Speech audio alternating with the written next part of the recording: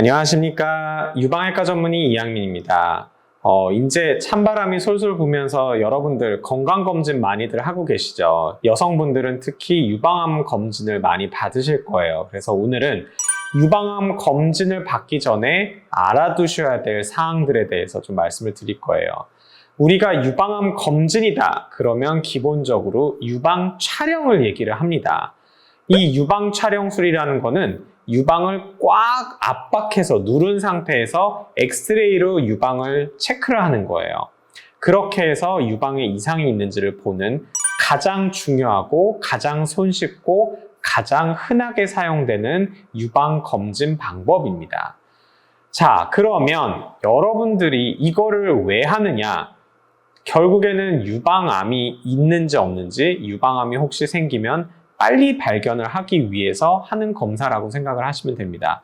근데 이 검사는 문제가 있어요. 무슨 문제가 있냐? 바로 치밀 유방이신 여성분들에 있어서는 정확도가 많이 떨어진다는 겁니다. 이게 무슨 소리냐? 유방암 검진을 하는데 왜 정확도가 떨어진다는 거냐? 자, 유방 촬영을 하게 되면 유방 조직이 두 가지로 나뉘게 됩니다. 하나는 지방 조직, 또 하나는 유선 조직, 이렇게 두 가지로 나눠서 보이게 돼요. 지방 조직은 까만색으로, 유선 조직은 하얀색으로 보입니다.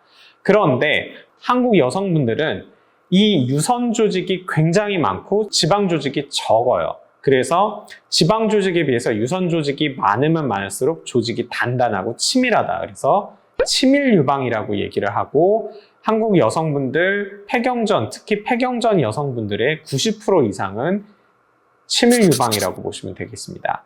이 치밀 유방이 뭐가 문제냐?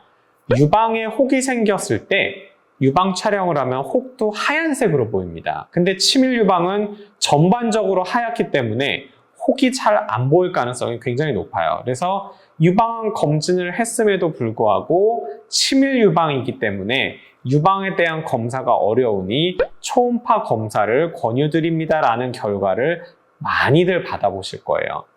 이게 뭔 소리인가 하셨을 텐데 바로 그런 내용이고, 치밀 유방이신 분들은 반드시 초음파를 해서 혹이 있는지 없는지, 혹이 있다 그러면 괜찮은 혹인지 안 괜찮은 건지를 판단을 받으시는 게 검진의 제대로 된 목적에 부합한다고 보시면 되겠습니다. 그래서 치밀 유방이신 분들은 유방 촬영으로는 부족하고 추가적으로 초음파를 같이 받아보시는 게 필요하다. 그렇게 아시면 되겠습니다.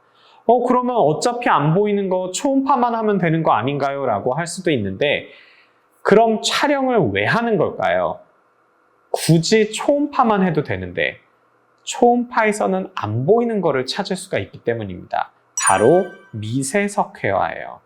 우리가 유방암 검진을 하는 이유는 유방암을 조기 발견을 하기 위해서 하는 겁니다. 그런데 유방암이 아주 초기에 혹을 만들기도 전에 초음파에서는 안 보여요. 그런 단계에서 유방에 칼슘 가루들을 이렇게 쫙 만드는 경우가 있어요.